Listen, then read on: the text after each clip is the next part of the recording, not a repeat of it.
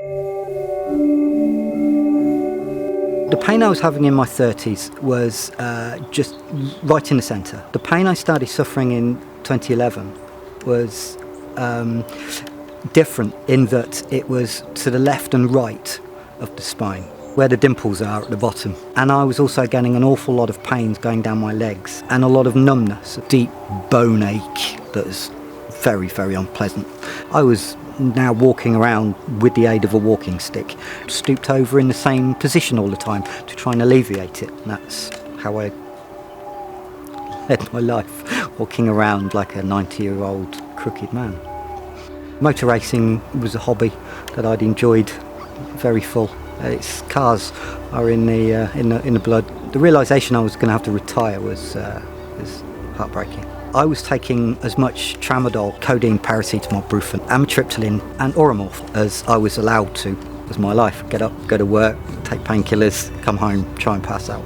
It frightened me, the amount of medication that Tim was on. It frightened me. I didn't like having that sort of amount of drugs in the home. The context of it was have some more medication and go away again, not really providing any answers to how maybe are there any other ways this can be dealt with. You yourself can get depressed because of the life you're having or the lack of life you feel as though you're having. You notice a decline in what he was able to do. You do feel isolated, you feel alone, but also wanted to do something about it. And how could I make it better? When the specialists in Birmingham said that they couldn't do anything else that they'd already done, knowing that I was going to have to spend the rest of my life in so much pain and that the only way I could be pain-free was to be unconscious. And that takes you into a really dark place. So I just went to pieces. I just couldn't concentrate, couldn't think, couldn't... Oh, if you'd have asked me my name, I wouldn't have been able to tell you.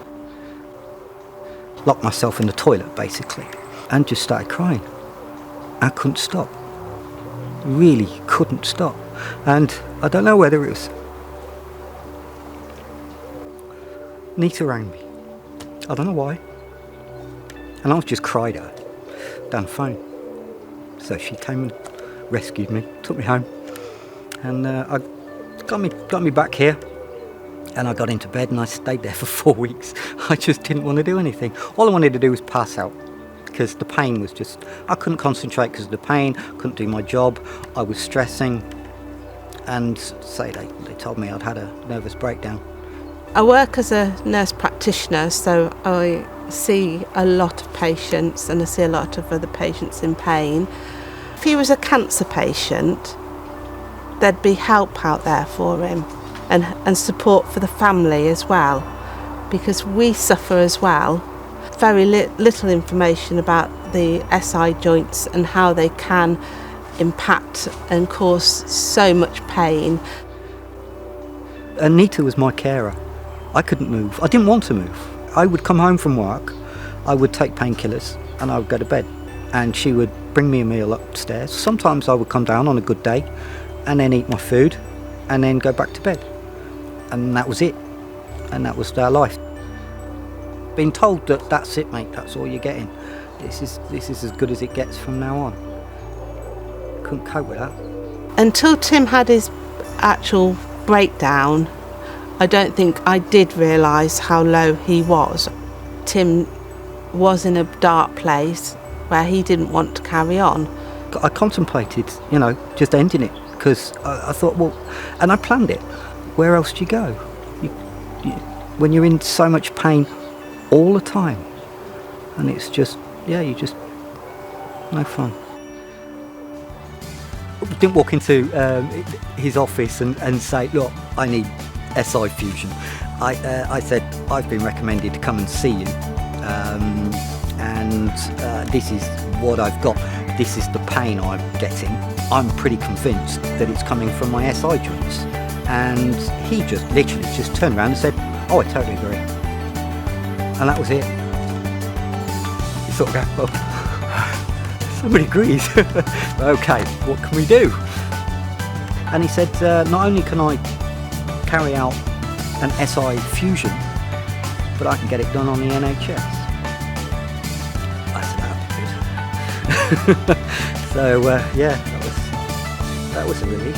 Just knowing that it was something was going to happen, and there was this chance that pain could be taken away. You know, that was a life-changing moment. I wake up and it's gone. Just couldn't feel this pain anymore. My legs weren't numb anymore. The recovery was swift. I was back at work within 3 weeks. Over the next 3 months, I was off nearly all of the painkillers. After I'd had the eye fuse operation, the scar is about 3.5 to 4 centimetres long.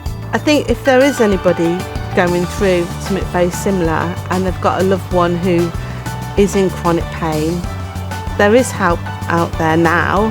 Don't be frightened of taking the plunge. To get your husband back again is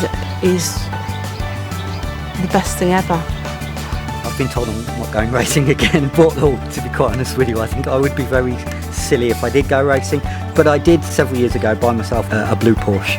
It was one of these things that I bought pre-operation to try and cheer myself up, keep myself alive. It's been parked on the drive for a couple of years, almost unmoving.